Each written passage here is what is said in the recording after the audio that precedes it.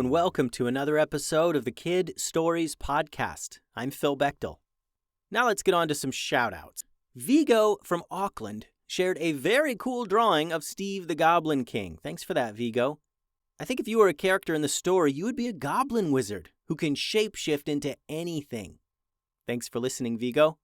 And Brock from Calgary shared an awesome drawing of a gloop scene. I really enjoyed that drawing, Brock. I think if you were a character in the stories, you would be the lead scientist on Arc 19. And when the robot uprising happened, you lead your scientist friends to safety and barely escape the evil robots. Thanks for listening, Brock. Today's episode is titled Chicken Nugget Monstrosity Part 2. Rafa and Shai scoured the wrecked laboratory with their new scientist friend. They gathered anything that looked like it was part of the damaged mass expander ray and placed it on a table. Soon there was a pile of electronics, and the scientist began sorting them out, trying to fit the pieces together. As she worked, she introduced herself to the boys. "I'm Katie. I'm head of research and development here at the lab," she said. "I'm sorry about all this. I assure you, if we knew this could have happened, we would not have invited a school field trip group." "Why are you trying to put this thing back together again?" asked Rafa. Katie stopped working and looked up to the boys. "If I put the mass expander ray back together and insert a reversal chip, I think I can reverse the effects, thereby shrinking instead of growing. Hopefully it would shrink that huge destructive chicken nugget before it knocks down the entire city." "Yeah, but what about all the crazy little nuggets?" asked Shai. "Here's the thing," began Katie. "If I can integrate the consciousness spray into the reversed mass expander ray, then it will send out rays that will only affect the crazy chicken nuggets, and hopefully it will make them inanimate once again." "Whoa, that sounds crazy. Will it really work?" asked Shai. "Maybe. It's the only idea I've got, though, so I'm going to go with it," said Katie, now realizing that the boys should be with their school group. "Wait a minute. You were with that whole field trip group. Where's the rest of the group? Oh my gosh. Were they eaten by the chicken nugget monster? Did they all get eaten right before your very eyes?" No, said Rafa. "They just ran into the sub-basement to hide, and we got separated when a big group of little nuggets chased us off, and we got lost and ended up back here." "Oh, that's good," said Katie. "Let's go to the sub-basement then and get you back to your people." She collected all the pieces of the broken mass expander ray and put them into a bag, along with a bottle of consciousness spray, and walked out into the hall to lead Rafa and Shai to the sub-basement. "Well, wait a minute, where are you going?" asked Shai. "Oh, I'm going across town to the Tech Hub lab to get a reversal chip," said Katie, assuming that place hasn't been destroyed by the giant chicken nugget yet. "I'll put the new device together over there since this place is trashed." "Well, we can help you," suggested Rafa. "It's crazy out there." "Nope," said Katie. "You two stay here with your group. I'm not going to be responsible for a couple of kids." The boys continued to try and convince Katie that they would help her get to the tech lab, but she wasn't hearing it. Soon they reached the door to the sub-basement. It was wide open, with a note taped to the front. Katie plucked the note off the door and read, "We went to the police station a few blocks south. It's safe there." Katie sighed. "Well, it's strange that they just left you two here, but whatever. I'll take you to the police station and then continue to the Tech Hub lab." "Shh," said Rafa. The three all went silent and heard the shuffling sound of thousands of chicken nuggets rolling and running down the hallway.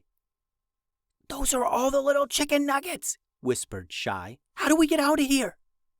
Katie considered where the sounds of the chicken nuggets were coming from and led the boys in the other direction. "If we keep going this way, there's an emergency door to an alley outside," she said. Rafa and Shai raced through the hallways, and the sound of chicken nuggets chasing them grew louder and louder. Shai looked back and noticed their little chicken nugget bodies casting shadows on the wall around a corner. "They're right behind us! Hurry!" he called out. The three started to full-on sprint and reached the emergency access door. It was propped open, probably from earlier when the building was evacuated. They raced through the doorway out into the alley. Shai reached back and slammed the door shut behind him, and a second later the door jiggled in its hinges. As the horde of crazed chicken nuggets pressed into the door, it shook and trembled. "Oh my gosh, who knew chicken nuggets could be so strong?" said Rafa. "And so angry. Why are the chicken nuggets so angry?" wondered Shai. The alley was quiet with sounds of chaos coming from distant places in the city. They heard yelling and honking and crashing, but all those sounds were far away. The three cautiously walked down the alley and out onto the sidewalk. "Okay, the police station is a few blocks this way," said Katie. "I'll walk you down there and drop you off before I head to the Tech Hub lab." They turned a corner and rushed down the street. Shai stopped when he saw something terrifying. "What is that?"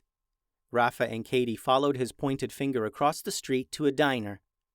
And standing in front of the diner was a human-sized, human-shaped chicken nugget person.